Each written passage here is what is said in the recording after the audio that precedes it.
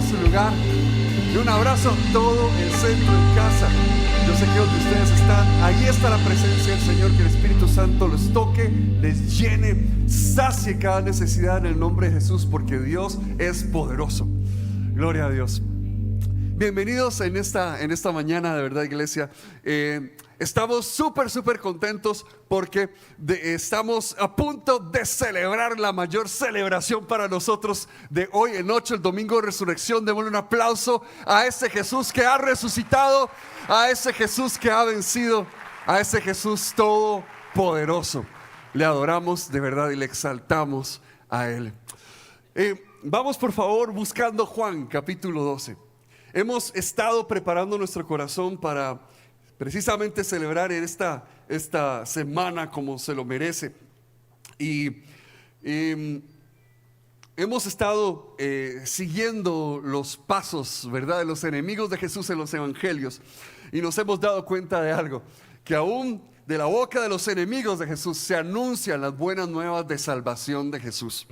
Cuando los enemigos hablan, se ha llamado esta serie, y hemos visto cómo hasta el enemigo proclama a un Dios todopoderoso. Amén. Y a un Jesús que ha venido a salvar al mundo. Aquí en Juan capítulo 12 nos encontramos la celebración de la entrada triunfal a Jerusalén, del Domingo de Ramos. Y vamos a leer del versículo 12 al versículo 19. Juan capítulo 12.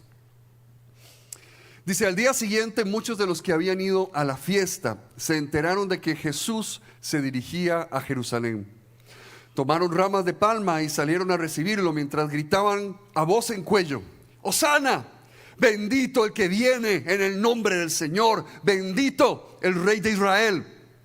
Y Jesús encontró un burrito y se montó en él, como dice la Escritura: no temas, hija de Sión, mira que aquí viene tu rey montado sobre un burrito. Y al principio sus discípulos no entendieron lo que sucedía. Solo después de que Jesús fue glorificado, se dieron cuenta de que se había cumplido en él lo que de él estaba escrito. Y la gente que había estado con Jesús cuando él llamó a Lázaro del sepulcro y lo resucitó de entre los muertos, seguía difundiendo la noticia. Muchos de los que se habían enterado de la señal milagrosa realizada por Jesús salían a su encuentro, y por eso los fariseos comentaban entre sí: como pueden ver, así no hemos logrado nada. Miren cómo lo sigue todo el mundo. Esas palabras de los enemigos de Jesús siguen resonando hasta el día de hoy. Y yo creo que esas son palabras de frustración del infierno mismo, que dicen: como pueden ver, no hemos logrado nada. Miren cómo lo sigue todo el mundo. Todos los que corremos tras de Jesús, levantémosle un aplauso de adoración y exaltación a Él. Pues sí, que miren cómo seguimos a Jesús. Claro, que miren cómo seguimos a Jesús. Esta es la Semana Santa, se conoce como la Semana Mayor también. ¿Por qué? Porque es la semana de celebración más importante. Es la semana donde nosotros recordamos de qué se trata nuestra fe. ¿Por qué creemos lo que creemos? ¿Por qué estamos aquí? ¿Por qué sacamos este tiempo? ¿Por qué buscamos a Dios con todas las ganas? ¿Por qué vivimos para Él? Todo se explica en lo que sucedió en esa semana. Es una semana tan importante que todos los evangelios la cuentan. Es interesante porque los evangelios Mateo, Marcos y Lucas solo hablan de esta Pascua. Como una curiosidad, Juan es el único que menciona 3 Pascuas en el ministerio de Jesús, y esa es la única fuente que tenemos para decir que Jesús, su ministerio duró 3 años, porque Juan habla de 3 Pascuas diferentes. Puede haber sido, que haya sido 4 o algo así, no sabemos. Pero Juan habla de 3 Pascuas diferentes. Pero esta última Pascua de Jesús fue tan importante que todos los evangelios hablan de ella. Y es más, es tan importante esta semana lo que vamos a celebrar, que vea que estamos en el capítulo 12 de Juan y ya se empieza a hablar de ella. La mitad de Juan, casi el 50% del evangelio de Juan, solo se trata de lo que sucedió en esa semana, en la última Pascua de Jesús. Así de importante, de decisivo es lo que sucedió en esos días, que Juan, la mitad de su evangelio, lo usa para narrar lo que sucedió durante esa última semana. Esa semana en la cual Jesús fue entregado y subió en esa cruz y resucitó. Y es en este ambiente entonces que se nos cuenta lo que estaba pasando acá y se nos dice de cómo este rey que triunfó entra en este desfile, ¿verdad? Porque es como un recibimiento real lo que hace la ciudad para él. Y es interesante porque una multitud se agolpa y sale para buscar a Jesús. Y la primera pregunta que yo me haría es: ¿de dónde salió esta gran multitud? Porque sí, todo el mundo iba a Jerusalén para esa fecha, era la celebración más importante. Pero en realidad había gente esperando específicamente a Jesús. No estaban ahí solamente por lo que Jesús, no estaban ahí, perdón, solamente por la peregrinación, sino que estaban ahí también buscando a Jesús y esperando encontrarse con Él. Entonces, esta multitud sale de algún lado y la Biblia nos explica de dónde. Dice que en el versículo 17 y 18, que la gente que había estado con Jesús cuando resucitó a Lázaro seguía difundiendo la noticia. Escuche, seguían difundiendo la noticia. Y los que se habían enterado salían al encuentro de Jesús. Significa que había un grupo de personas que cuando vio lo que Jesús era capaz de hacer, no podía quedarse callado. Había un grupo de personas que pasaban por toda la ciudad diciendo: déjame contarte lo que hizo Jesús. Dicen que viene en estos días Jesús. Probablemente Jesús va a venir en estos días y nos lo vamos a encontrar por acá. ¿Y qué importa? ¿Qué? ¿No sabes lo que hizo Jesús? ¿No has conocido a ese Jesús el que enseña cosas muy lindas? No solo eso. Te voy a contar lo que Jesús es capaz de hacer. Te voy a decir. Y empezaron unos y otros a contar y contar y contar. Y en toda la ciudad se escuchaban estas historias increíbles del poder de Jesús, de uno que había levantado a Lázaro de entre los muertos. Iglesia, si algo nos recuerda esta semana es que nosotros hemos sido llamados a anunciar y a proclamar lo que Jesús es capaz de hacer en una vida. Si algo nos anuncia el día de hoy es que nosotros no nos quedamos callados, que el mundo nos vea celebrar y proclamar a un Jesús que ha transformado nuestra vida, nuestra eternidad, a un Jesús que ha vencido, que ha perdonado nuestros pecados y nos ha acercado a Dios dándonos una nueva oportunidad. Así como no se podían quedar callados en ese momento, hoy en día no nos podemos quedar callados porque Jesús ha hecho algo en nosotros. Jesús ha hecho algo en nosotros. ¿De dónde salió esa multitud? No solamente simplemente las cosas que hizo Jesús, sino de un grupo de predicadores, de un grupo de personas que proclamaban lo que Jesús era capaz de hacer. No eran las personas más preparadas teológicamente, no eran las personas que conocían todos los misterios del mundo, de la humanidad y de la creación y de la filosofía, no eran las personas que tenían todas las respuestas a todos los cuestionamientos de la vida, no. Eran simplemente gente que había visto a Jesús hacer algo y dijeron: no me puedo quedar callado al ver lo que Jesús es capaz de hacer.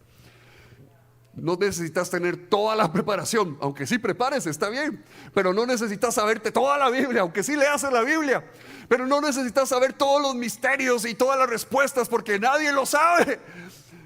Lo que sí necesitas hacer es nunca quedarte callado cuando Jesús ha hecho algo en tu vida o a tu alrededor. Lo que Jesús hace se proclama, porque vale la pena las buenas noticias de salvación que sean anunciadas en todo lugar, en toda época y a toda persona.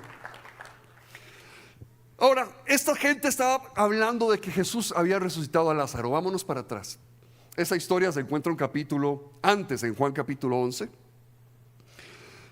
Y nos encontramos que Lázaro se enfermó. Lázaro se enfermó y vienen delante de Jesús y le dicen: Jesús, el que amas, Lázaro, está enfermo. La gente esperaba que Jesús botara todo, porque era el de los mejores amigos de Jesús, ¿verdad? Lázaro, Marta y María eran la gente cercana a Jesús, eran los amigos, era la gente donde Jesús mejor la pasaba, donde Jesús vacilaba, donde Jesús iba a descansar y se quitaba las sandalias y las pasaba súper bien, ¿verdad? Si había algún lugar donde Jesús la pasaba bien, era con ellos. Había gente que Jesús amaba. Imagínense, Jesús, el amor que tenía Jesús. Y si alguien reconocía que sobre todas las cosas los amaba a ellos, eran esa familia, Lázaro. Y cuando le dicen, Lázaro está enfermo, esperaban que Jesús dijera, todo, boten todo, vamos corriendo a salvar a Lázaro. ¡Ay, viva Jesús! ¿Verdad? Pero no, resulta que le dijeron, Lázaro está enfermo, el que amas. Ok, jale pescar un ratillo, chiquillos. No, Lázaro el que amas, no es que te cae mal Jesús, no. Lázaro el que amas, se enfermó Jesús. Ay, ¿qué tal si nos comemos un heladillo después de pescar? Jale. Qué raro, ¿verdad? Qué extraño, ¿qué está haciendo Jesús? Y bueno, es Jesús, había que hacerle caso, ¿verdad? Así que bueno, esperémonos. Y probablemente llegaban las noticias, Lázaro está peor, Lázaro se está poniendo muy mal, Lázaro está sumamente mal. Jesús, Lázaro, el que amas, está enfermo, el que amas está enfermo. Y Jesús simplemente no respondió. Es más, Jesús nunca respondió, porque Lázaro se murió. Y qué increíble esto que sucede con la vida de Lázaro, que llega a morir, ¿verdad? Pero la Biblia no lo dice, ¿verdad? Pero nos enseña la relación especial que había entre ellos.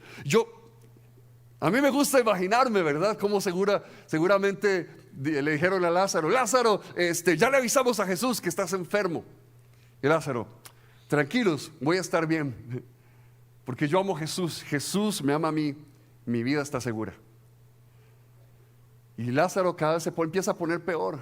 Lázaro, ya le dijimos a Jesús, pero no sabemos por qué, nada que viene. Tranquilos. Yo lo amo a Él y Él me ama a mí y mi vida está segura. Y Lázaro se pone peor, lo peor que había estado en su vida. Y el mismo Lázaro seguramente lo empieza a ver, como la muerte llegaba, probablemente ya tenía mucho dolor, perdía la conciencia, no sabemos qué estaba pasando con él, pero sí sabemos que estaba agonizando.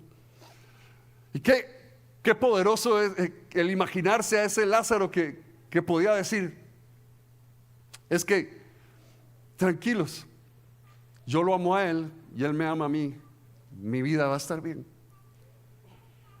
Y murió. Lázaro se murió y Jesús nunca llegó. Y cuando Jesús le avisan que Lázaro está enfermo, Él proclama estas palabras en Juan capítulo 11, versículo 4. Les dice, esta enfermedad no es para muerte, sino para la gloria de Dios, para que el Hijo de Dios sea glorificado. Escuchen, esta enfermedad no es para muerte, sino para la gloria de Dios y para que el Hijo de Dios sea glorificado. La fe no se trata de entender todas las cosas.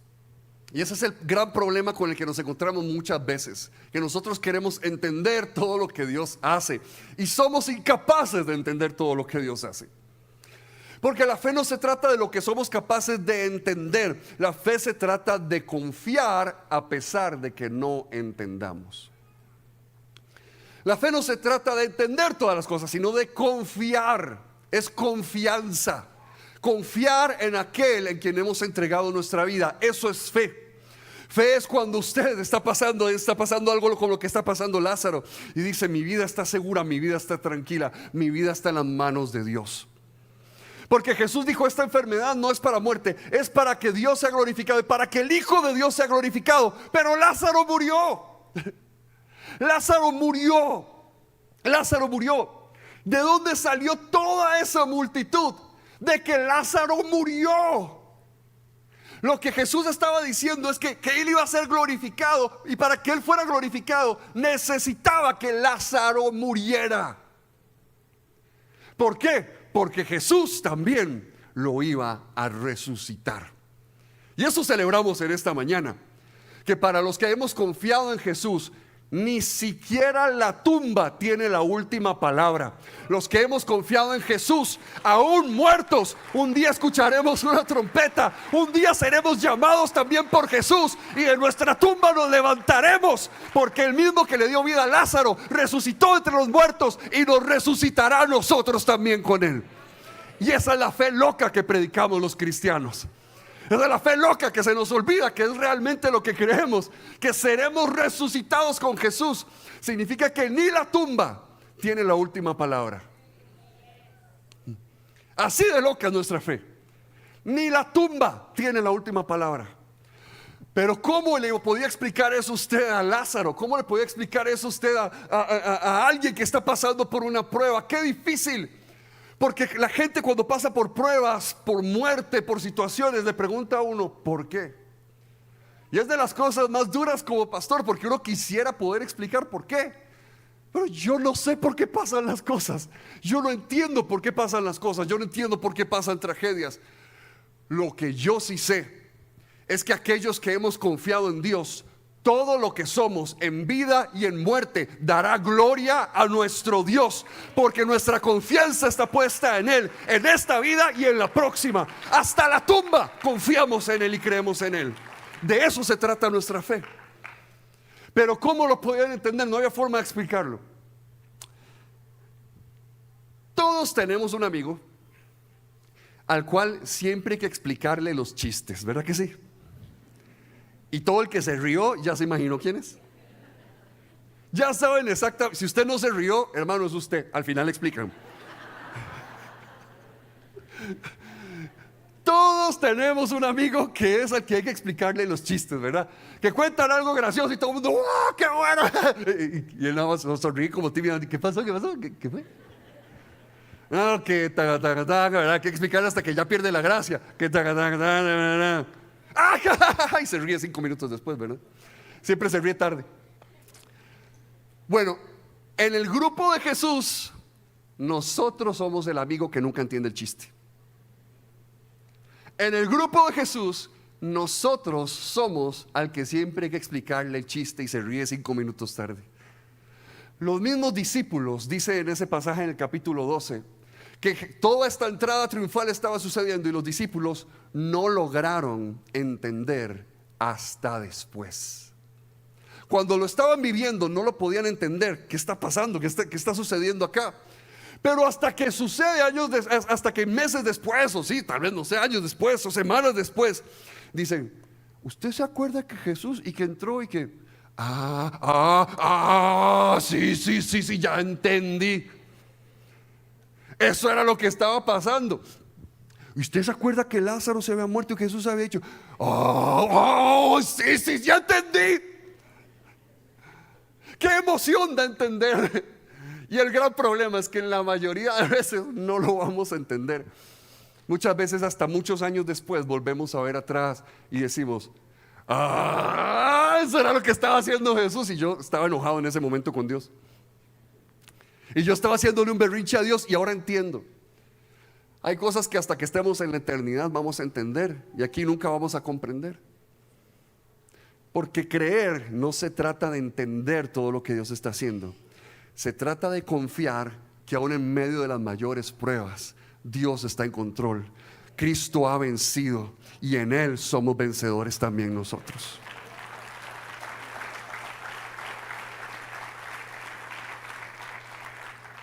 Esa es nuestra fe. Esa es nuestra fe. Y esta gente está proclamando esas maravillas de Jesús. Dice que decidieron matar también a Lázaro, pues por su causa muchos se apartaban de los judíos y creían en Jesús. Dice Juan 12, del 10 al 11. También decidieron matar a Lázaro. Usted sabe, ser tal el reflejo de la gloria de lo que Dios es capaz de hacer, haber sido tan pecador, haber sido tan inútil en la vida, para que después todo el mundo se vuelva loco y diga, pero usted ¿qué pasó con su vida? Pero usted, yo me lo imaginaba que se había muerto hace 15 años, hace 20 años, y aquí está, y lo veo bien, y estás sirviendo a Dios, y estás creyendo a Dios, y te estás congregando, y ya no tenés esos vicios, y ya sos totalmente diferente. Era tanto lo que había pasado con Lázaro, que el infierno lo puso en la lista de los más buscados. Y hermano, cada uno de nosotros vive para hacer lo mismo, para que el infierno nos ponga en la lista de los más buscados. Se busca preferentemente muerto, porque le da demasiada gloria a Dios, porque su vida ha sido tan tocada, ha sido una señal de la gracia, del amor, del perdón, de la salvación de Jesús, que muchos están creyendo en Cristo. Se busca. que esta sea la iglesia que está en la lista negra del infierno, porque somos la iglesia que proclama a un Jesús que salva, que perdona, que restaura, a un Jesús que transforma aún la vida que podría estar más alejada de Él. Una iglesia que proclama la salvación de Jesús. Esos somos nosotros. Esos somos nosotros. Y toda esta multitud estaba clamando, porque estaban reunidos por esa razón y proclamaban la palabra Hosana. Hosana es una oración, pero también es una adoración. Porque Hosana básicamente significa sálvanos. Sálvanos ahora, libéranos ahora, ayúdanos ahora. Hosana lo que significa sálvanos. Pero cuando usted se la está proclamando a alguien en específico, usted está diciendo: tú eres la persona que puede salvar, tú eres la persona que puede restaurar, tú eres la persona que puede liberar. Y por eso Hosana se lo declaramos a Jesús, se lo declaramos a nuestro Dios, sabiendo que solo en Él hay salvación. Pero de alguna forma esta multitud, dicen, los enemigos de Jesús los vieron y los vieron como una representación, como si fuera una exageración, pero en realidad tenían razón. El mundo va tras Él, como que si esa multitud representara el mundo entero.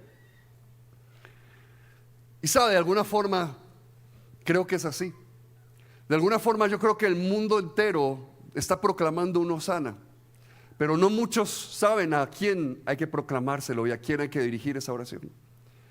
Estoy seguro que hay muchas personas en tu familia, en tus amigos, estoy seguro que hay mucha gente que te rodea, que está diciendo: sálvanos ahora, que está diciendo: necesito salvación, necesito ayuda, necesito una respuesta en mi vida, necesito que algo pase en mi vida. Estoy seguro que hay muchos hosanas que están tapados en las vidas de personas que simplemente no han conocido al Salvador al cual se lo pueden proclamar, y están simplemente con esa sed y esa hambre: necesito que algo pase en mi vida.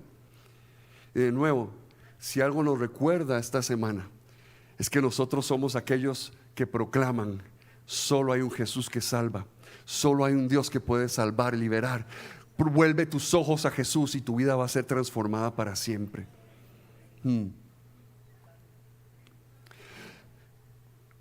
Y esa idea de que estaban, según ellos, exagerando: todo el mundo va tras Él. Miren, no hemos logrado nada, todo el mundo va tras Él.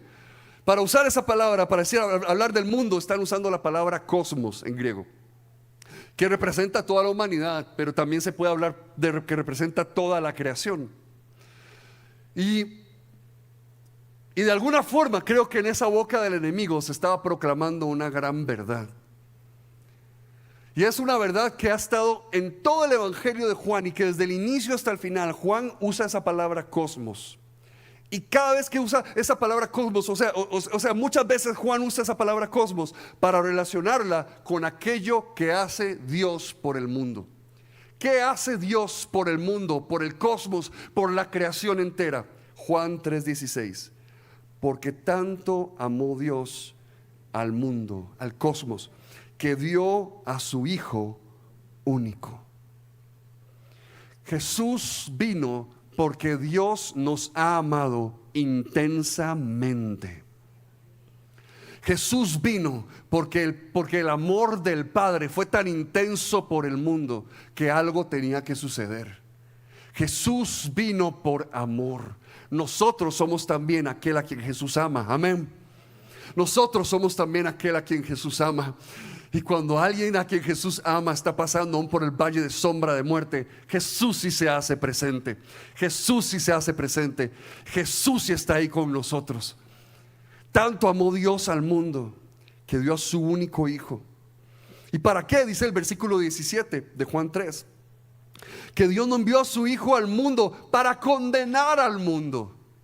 Jesús no envió a su Hijo para condenarnos, sino para salvarlo por medio de Él.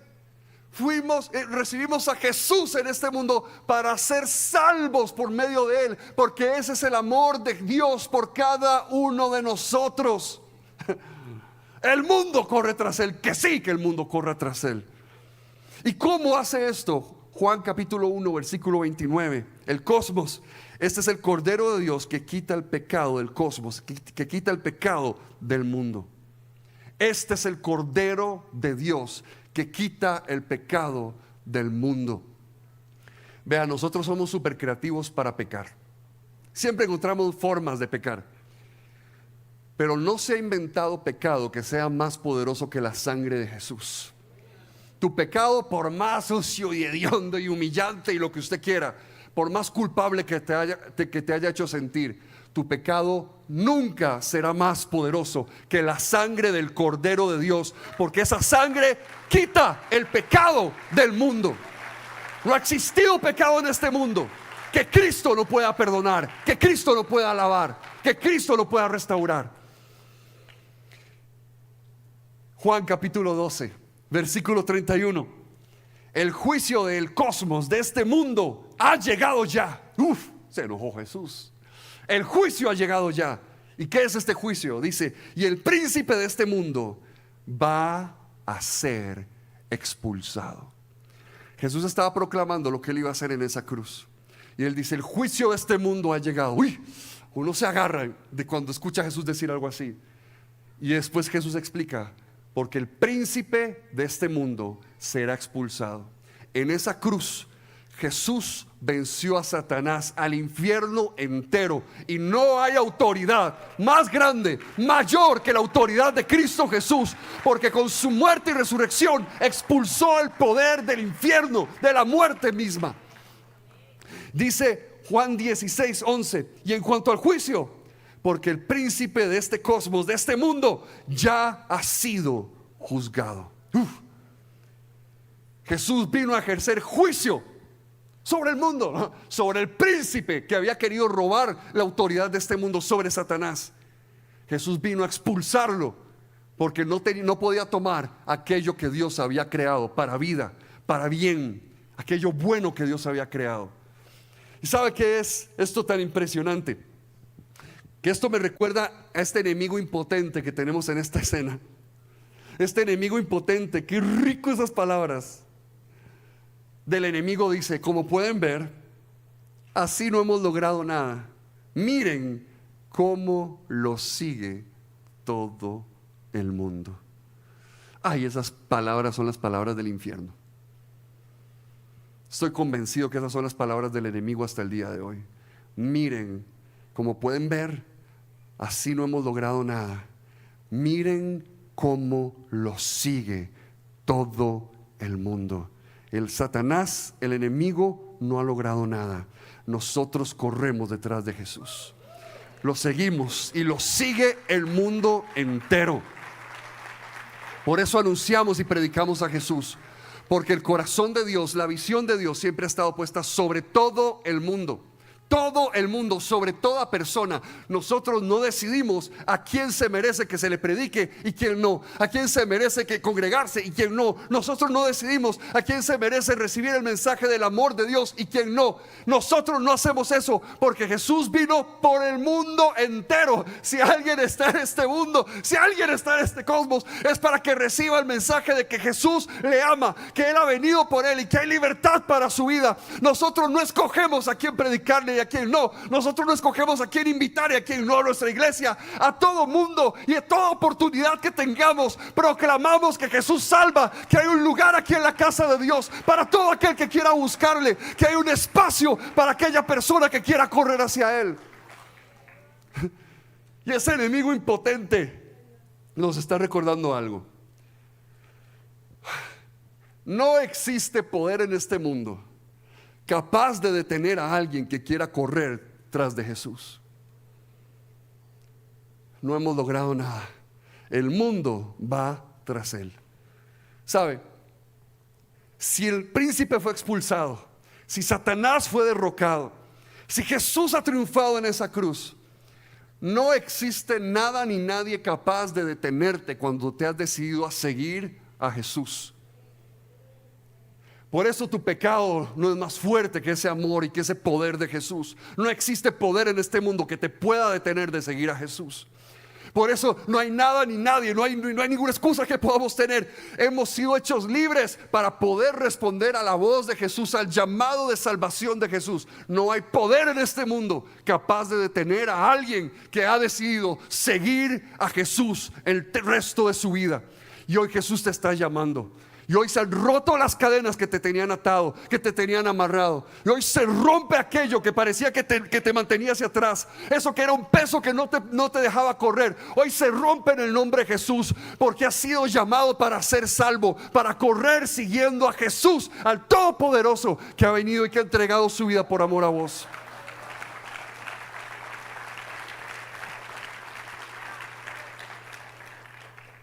Y esto que hace Jesús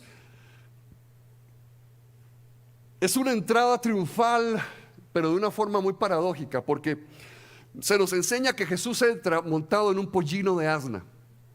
Jesús entra a esa ciudad montado sobre ese pollino, sobre una pequeña asna, en la cual si iba para la guerra, ¿qué hacía montado sobre un asno? Si iba para enfrentarse con el infierno mismo, ¿qué hacía montado sobre un asno? Si usted va para la guerra, usted se va a montar en un corcel súper ágil. Por eso el pastor Tim Keller decía sobre este pasaje que cualquier general que entre a la guerra montado sobre un asno sabe que va a morir.